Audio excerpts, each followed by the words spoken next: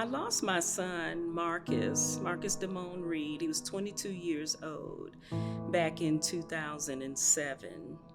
And then in April 30th, 1975, was when my family escaped from Vietnam.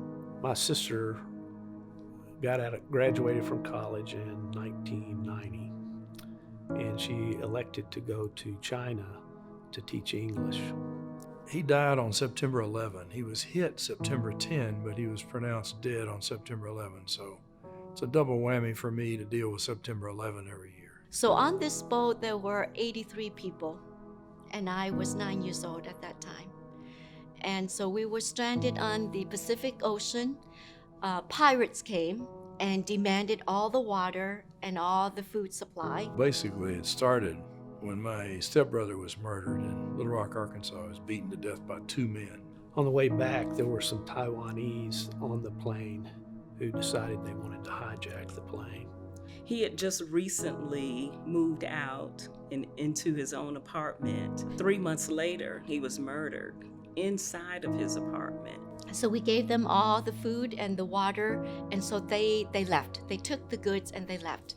So we were left with nothing at all. And there was a fight in the cockpit. There was a crash landing. Plane flipped over. 226 people were killed. My sister was one of those. And I don't know how long, maybe a day or two, we saw a big ship. It's the Navy ship, the U.S. Navy ship, came and rescued us.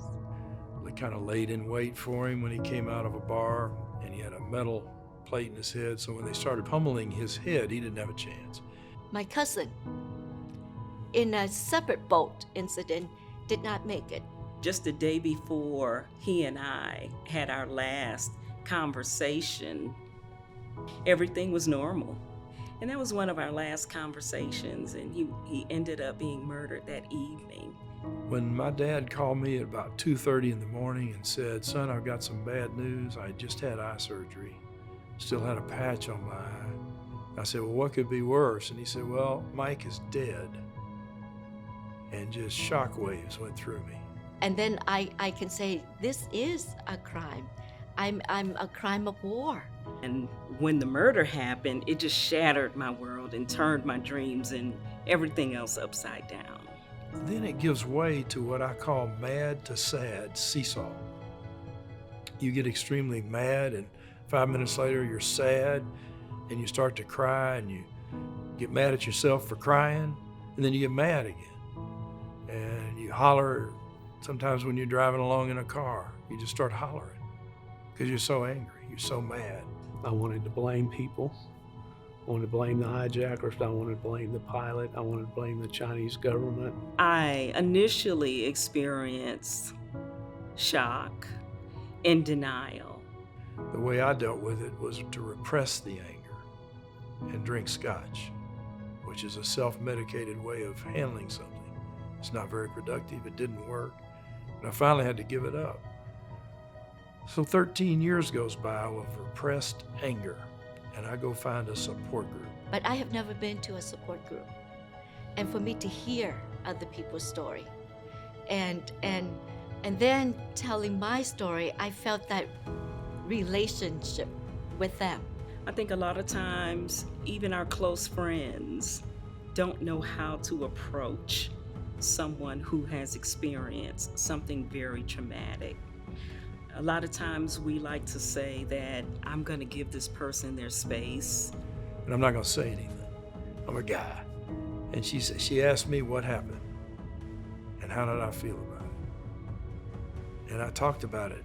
Sometimes when you talk about it and get it out, you talk it through, it feels better to talk it out to somebody. The Bible says, or Jesus said, "You shall know the truth, and the truth shall set you free." I spoke from the heart, and I spoke it, and a lot of people were touched by my story, and it brought me to relate to victims of crimes. She looked at me and she said, "Bruce, you're kind of like this. You're this fist, and anger is all over your fist, and you're not going to get any better until your grief in here is let out under that anger." A lot of people don't understand advocacy and the work that advocates do.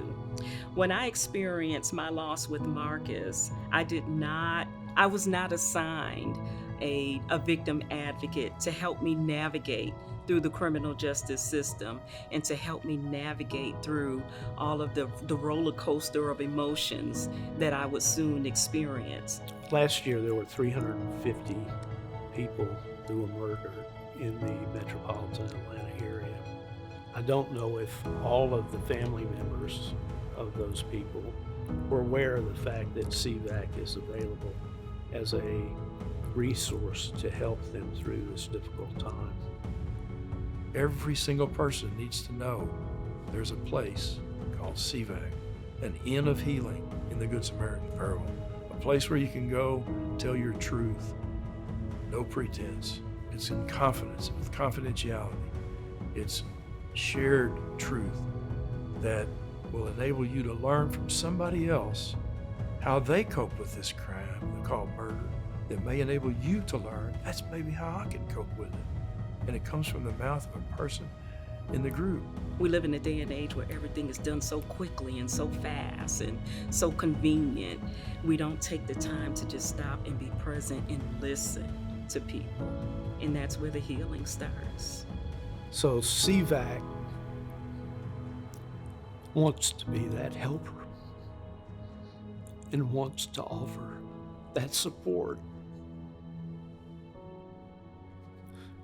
for those people who have been beaten and robbed and their lives are hanging on the brink. CVAC wants to provide that kind of support, and CVAC wants to be the neighbor. Come to CVAC. There's nothing to lose, with so much to gain, that you yourself can be empowered to help others when you are helped.